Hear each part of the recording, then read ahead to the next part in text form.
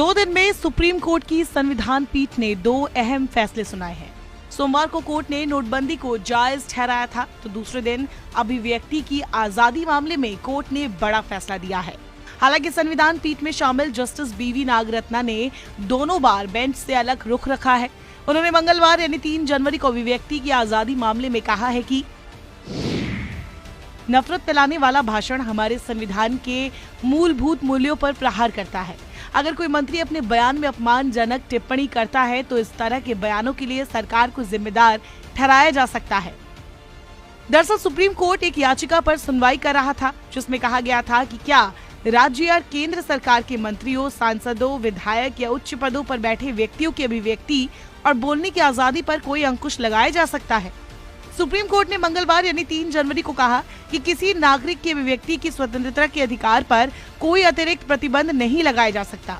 Justice S.A. नजीर, न्यायमूर्ति B.R. Gavai, justice A.S. Bopanna, justice V. Ramasubramaniam और justice B.V. Nagarathna की बेंच ने उत्तर प्रदेश के बुलंदशहर में 2016 के सामूहिक बलात्कार के एक मामले में उत्तर प्रदेश के पूर्व मंत्री आजम खान के बयान से जुड़े एक मामले की सुनवाई के बाद बहुमत का फैसला सुनाया।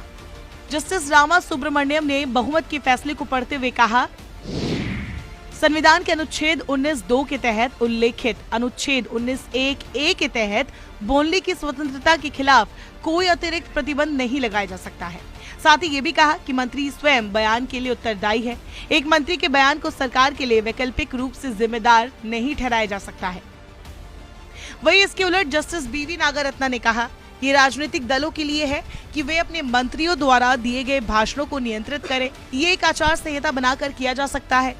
कोई भी नागरिक जो इस तरह के भाषणों या सार्वजनिक पदाधिकारी की अभद्र भाषा से आहत महसूस करता है, वो नागरिक उपचार के लिए अदालत का दरवाजा भी खटखटा सकता है।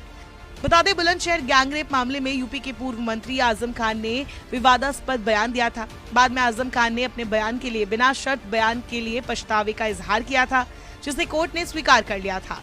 इसके बाद सुप्रीम कोर्ट ने कई संवैधानिक सवाल उठाए, जिसको एग्जामिन किया जा रहा था। संवैधानिक बेंच इस मामले में जो सवाल उठे हैं उसकी जांच कर रहा था और इसी पर यह फैसला सुनाया गया। बता दें, सुप्रीम कोर्ट की इसी बेंच ने बीते दिनों नोटबंदी पर ऐतिहासिक फैसला दिया।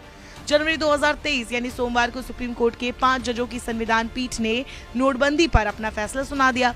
संविधान पीठ ने यह फैसला 4-1 के बहुमत से सुनाया। Justice S. Abdul Nazeer, B.R. Gavai, A.S. Bopanna और V. रामासुब्रमण्यम ने कहा कि नोटबंदी की प्रक्रिया में कोई गड़बड़ी नहीं है। सिर्फ जस्टिस B.V. नागरत्ना ने बहुमत से अलग राय देते हुए नोटबंदी के फैसले को गैर कानूनी करार दिया और कहा कि इसमें केंद्र ने पहल की, RBI ने स्वतंत्र होकर काम नहीं किया था।